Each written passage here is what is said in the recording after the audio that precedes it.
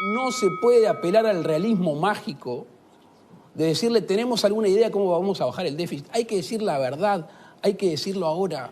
Lamentablemente, como fui insultado, fui acusado de mentiroso al final del anterior bloque, voy a primero decir que aprenda a leer a la calle. El programa del Frente Amplio no mandata, hace propuestas, pero el candidato es el que decide y el candidato ha dicho y ha decidido que los impuestos no se van a variar de la misma forma que hicimos en la Intendencia de Montevideo. O sea, el día que yo le quiera decir mentiroso, se lo voy a decir directamente. Lo dijiste. Si nos pusiéramos nosotros a hablar de los gobiernos blancos que él mencionó, también habría que hablar de Focoes, de Berríos, de Pan de Azúcar, bueno, de un montón de cuestiones. Pero yo no me voy a dedicar a hablar de eso, que son elementos... Hasta igual envidio, mirá que están hasta las manos ustedes. Mirá que... Hasta las manos, y cerca tuyo. Me van a... El amigo... ¿Puedo interrumpir? De eso se trata, de tener un diálogo. Está agresivo, pero no importa. No. Bienvenidos a un nuevo podcast del Observador. Soy Gonzalo Charquero y estamos en la mesa chica, donde junto a los periodistas de reacción que siguen los candidatos, analizamos lo que dicen y lo que piensan los protagonistas de la carrera electoral.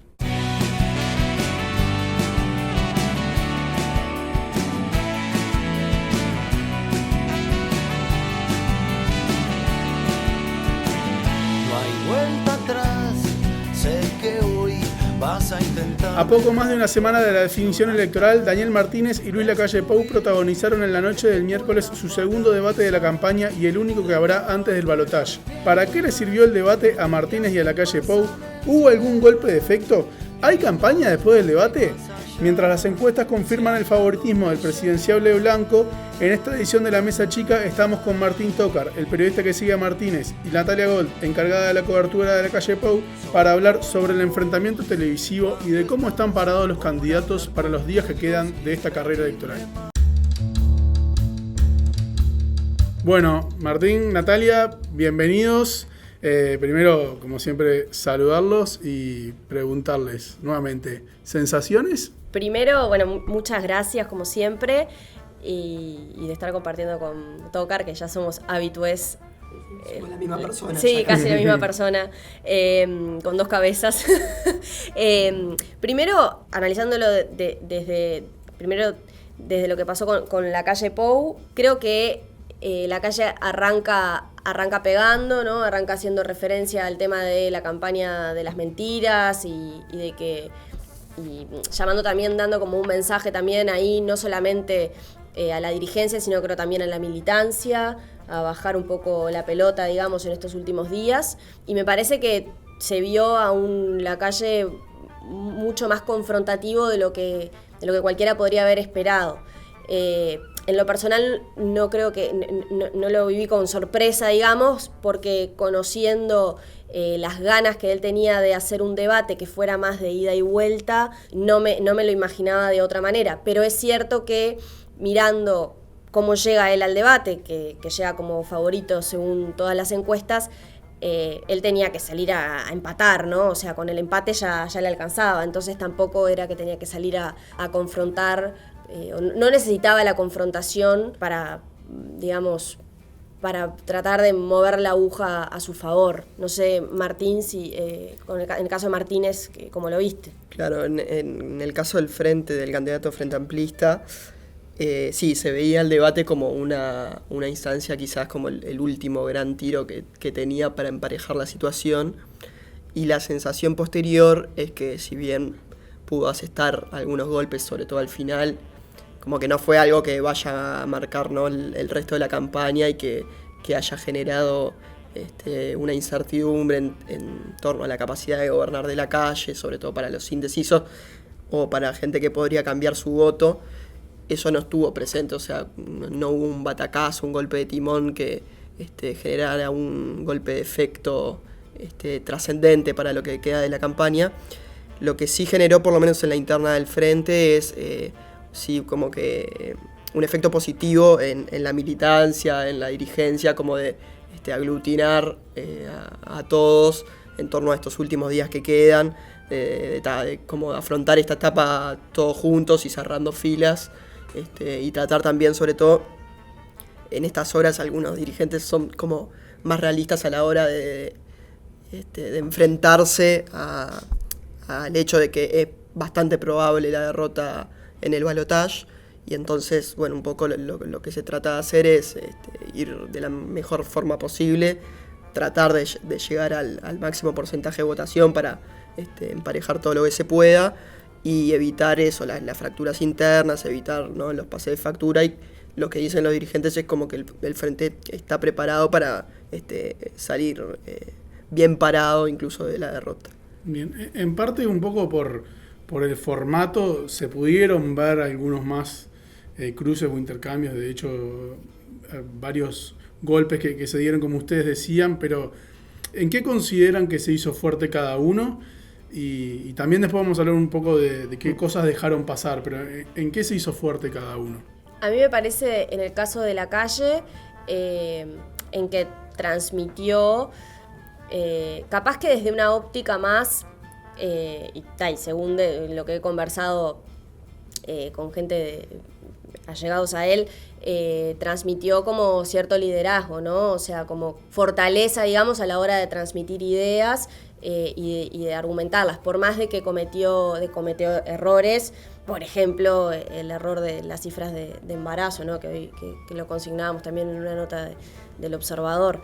Pero me parece que mostró capacidad de enfrentamiento, digamos, y de argumentación. Y Martínez se lo volvió a achacar, al igual que lo había hecho en el debate del 1 de octubre, con el tema de las propuestas. Hubo propuestas, hubo planteos. A ver, lo cierto es que no hubo grandes planteos.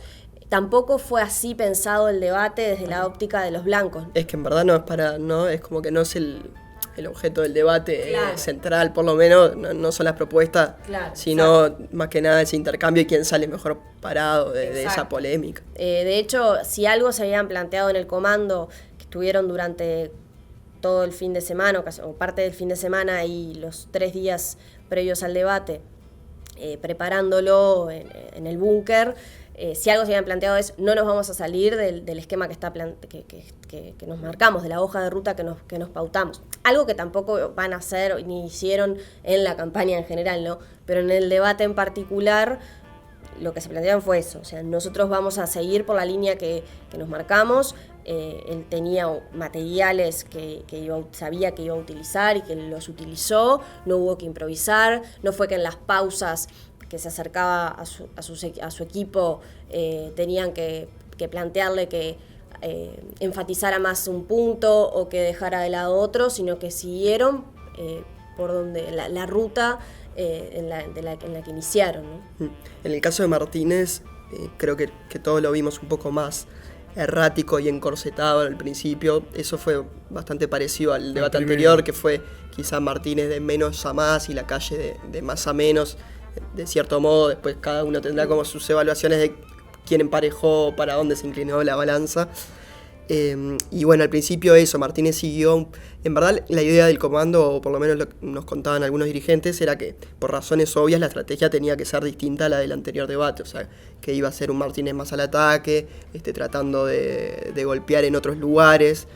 Y en cambio, por lo menos en el primer bloque, se lo vio bastante atado como al discurso y a la pose del primer debate, ¿no? Diciendo, bueno, las propuestas, hablando de su experiencia de trabajo, y contrastándola con la de La Calle Pou.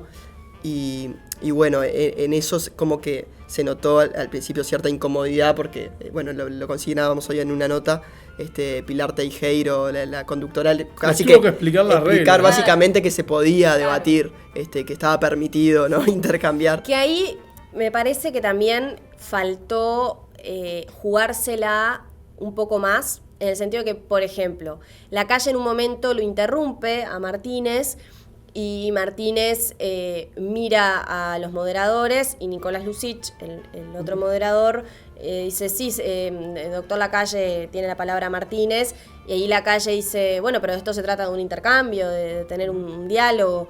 Y en realidad, después de eso, fue incluso menor el intercambio. O sea, me parece que se la podrían haber jugado los dos un poco más a interrumpir y a no tener miedo a que el otro a que el otro se enojara, porque es lógico que si yo quiero confrontar con alguien, voy a tener que interrumpirlo en el momento en el que siento que algo que está diciendo es incorrecto o que tengo los argumentos para rebatirlo. Pero incluso el final del debate terminó mostrando que Martínez podía ser mucho más efectivo en ese intercambio y en ese recibir un golpe pero dar otro, ¿no? De otro distinto, porque es verdad, ¿no? Muchas cosas de las que se dicen o de las que se echan en cara son los puntos débiles del adversario para los cuales no tienen una respuesta bastante amigable, ¿no? Cuando Lacalle le echa en cara el tema de los errores del Frente Amplio, Martínez ponía esa cara o esa sonrisa de incomodidad porque él, ¿no? En su interior sabe que son efectivamente errores o cosas negativas del gobierno del Frente, y que lo ponía en la disyuntiva de decir, sí, esos fueron errores,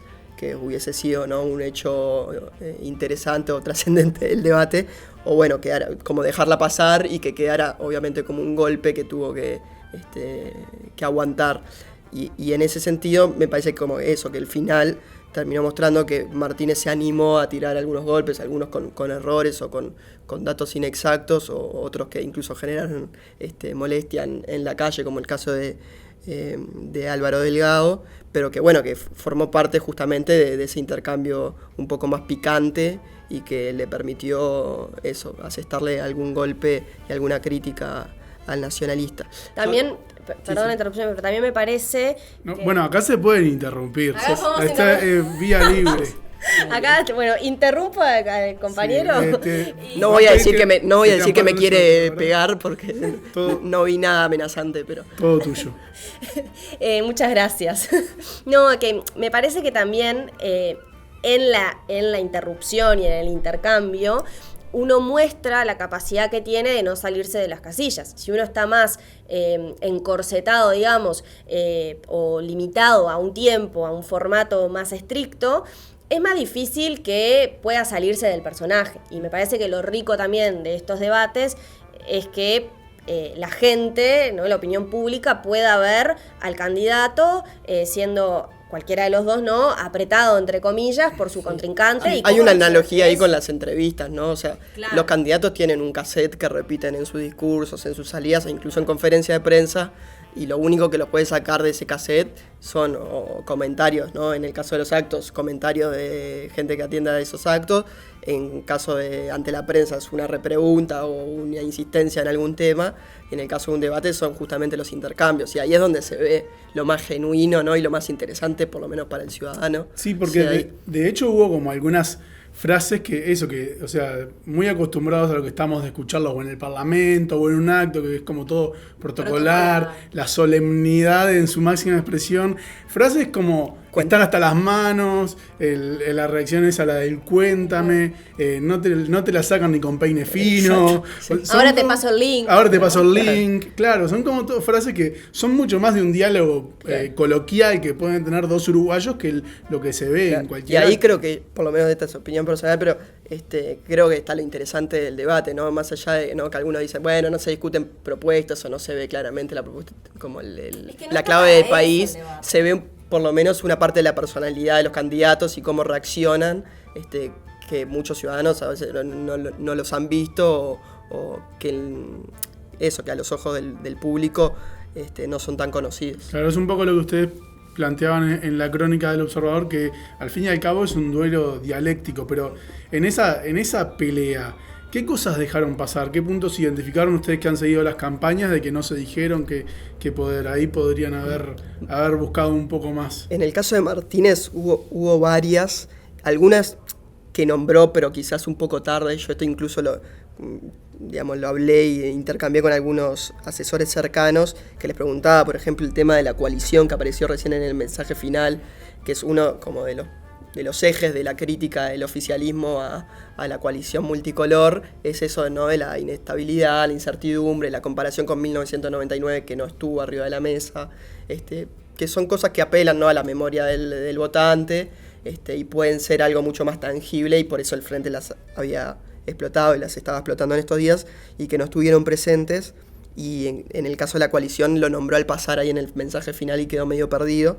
Lo mismo con los 900 millones de dólares, que es otro tema también que, o sea, que se cae de Maduro, que como que el Frente Amplio lo que tiene que hacer ahí es decirle a la calle Pou, bueno, pero estos 900 millones de dólares que los economistas en su mayoría dicen que no se pueden recortar esa magnitud sin generar algún costo social. Eso Martínez lo llegó a esbozar en algún momento, pero de vuelta quedó como medio perdido y no se convirtió como en un eje central de su discurso. Después otras más, quizás más pequeñas, pero que también daban para replicar. La calle en el capítulo de seguridad habló de Uruguay como una celebridad del narcotráfico, cuando perfectamente se puede rebatir ese punto, que más allá, ¿no?, de algunos casos que llamaron la atención, que no somos una celebridad del narcotráfico. Supongo que ahí la calle se agarraba de aquel artículo, ¿no?, de la prensa internacional que hablaba como el nuevo hub internacional, pero era algo bastante rebatible y que podría haber dado para una chicana de contraataque. Y bueno, y después Martínez en los primeros bloques sobre todo hizo énfasis en eso del trabajo y la experiencia muchas veces, mostrarse a él como la persona con currículum frente a la calle que según él, o sea, solo tiene la experiencia política y parlamentaria. No lo terminó de cerrar hasta el momento que dijo lo de las comisiones. Exacto, entonces quedó como, bueno, está una apelación que es bastante común en el frente hacia la calle. Si vos no seguías la campaña, no sabías exacto. Como que la terminó de cerrar recién al final y bueno, ahí habrá que ver qué efecto tuvo en cuanto a la retórica. En el caso de la calle, para el más notorio, me parece, o que podría haber aprovechado mucho mejor, a ver, claramente él se planteó una estrategia de presionar por el lado de quiero que reconozcan errores, que el Frente Amplio reconozca errores. Esta puede ser la oportunidad para que el candidato del gobierno, como le gusta llamarlo a la calle Pou, reconozca en qué se equivocaron. Y le empezó a tirar un listado de errores uno atrás del otro. Me parece que si lo quería acorralar con eso, perfectamente podría haber reducido el listado y dejar espacio entre un planteo y el otro, como para tratar, entre comillas, de dejarlo en offside a Martínez a ver qué respondía. O sea, el silencio de Martínez hubiera pesado mucho si no tenía lo que responder. También le podría haber salido el tiro por la culata y que Martínez respondiera a cada uno de esos planteos. Pero no dio la posibilidad ni para una cosa ni para la otra. Y me parece que hubiera sido, le podría haber sido efectivo a él, claro, utilizar, apretarlo y preguntarle, ¿esto claro, fue un error? y dejar un rato, o sea, el silencio también vale, y además en televisión, o sea, ver a los dos candidatos en silencio hubiera tenido un peso también, sí. No era un detalle. Después hubo algunas cifras manejadas de manera un poco equívoca por parte de Martínez, que tal vez en los cortes, obviamente nadie pretende que los dos candidatos tengan toda la información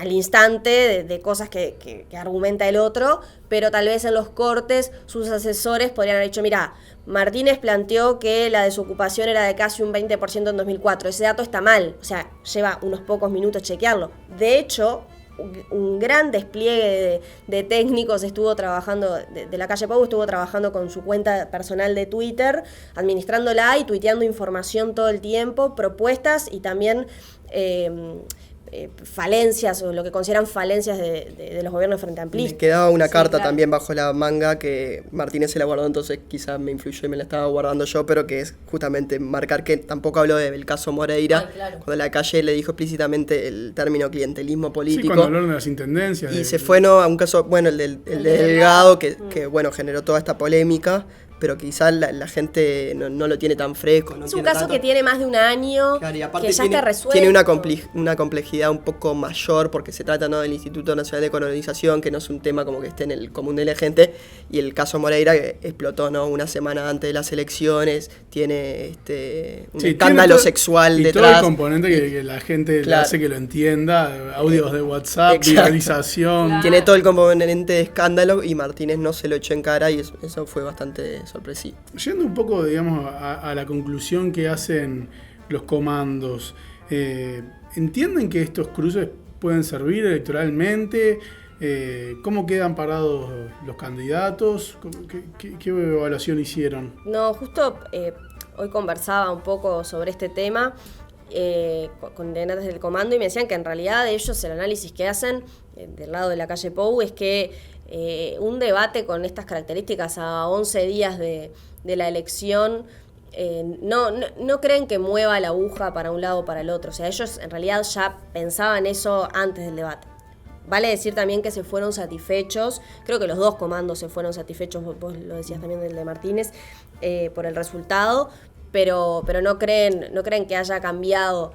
A ver, también se basaban mucho en análisis de politólogos que lo han dicho que un debate así no mueve la aguja, y el hecho de que el debate pasado, del 1 de octubre, que fue a 26 días de las nacionales, en realidad solamente el 2% del electorado respondió en una encuesta haberse basado en el debate para terminar de definir su voto.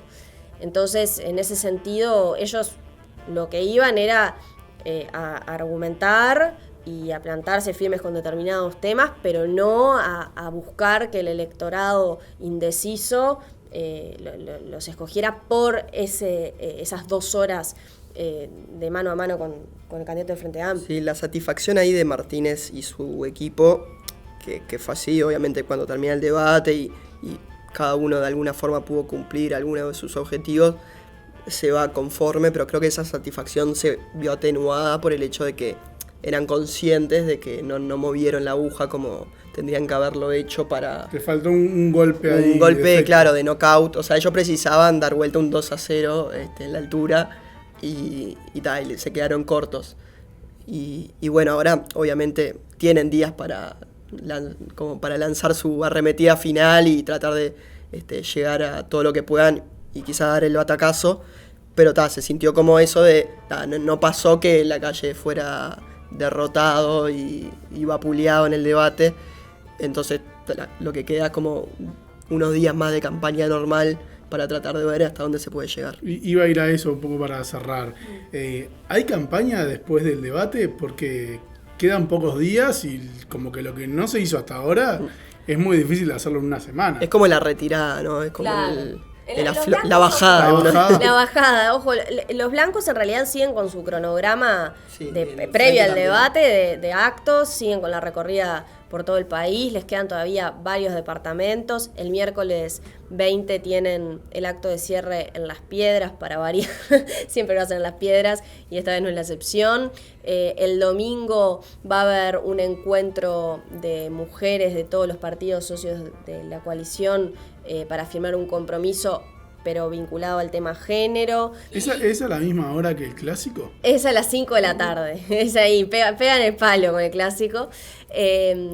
Ahí también ese mismo día está previsto que La Calle y Argimón hagan una recorrida por locales partidarios como en agradecimiento a la militancia, algo que también hicieron antes del 27 de octubre, pero no se esperan anuncios de ningún tipo, siguen con la misma idea de que nadie más de un eventual gabinete va a ser nombrado antes del 25 si ganan. Así que se espera que todo... O sea, a ver, quieren mantener todo lo más bajo control que puedan. Siempre quieren mantener todo bajo control, ahora más todavía. Y obviamente hay factores externos que no pueden controlar. Que no salte ningún audio. Ningún caso Moreira, claro, el ejemplo más claro es ese, ¿no? A una semana de la primera vuelta saltó lo de Moreira. Bueno, en eso estarán cruzando los dedos, plantando huevos, no sé. Pero en lo que ellos sí pueden controlar, no se espera mucho más que actos y que recorridas por el país. En el caso del Frente, bueno, la campaña tenía un tinte un poco diferente a la de la calle Pou. Ahora hablábamos el otro día, ¿no? Como que la calle había empezado con el mano a mano y terminaba con grandes actos, y el Frente todo lo contrario, se había hecho como gala de toda su movilización en la campaña nacional, y ahora está terminando con el mano a mano, con el voto a voto, puerta a puerta. Y bueno, estos días también van a tener a Martínez recorriendo un poco algunas zonas, lo mismo harán algunos otros dirigentes. Está, por ejemplo, Mujica allá por el norte, Artigas y Rivera tratando de influir en sobre todo zonas donde hubo mucho voto hacia Manín y Ríos.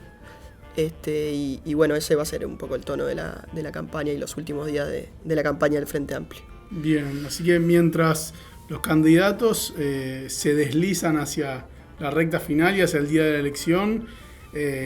Cerramos este podcast y a los que nos escuchan los invitamos a que sigan lo que queda de la campaña electoral en todas las plataformas del Observador, tanto la edición papel como el observador.com.uy, Twitter, Facebook e Instagram.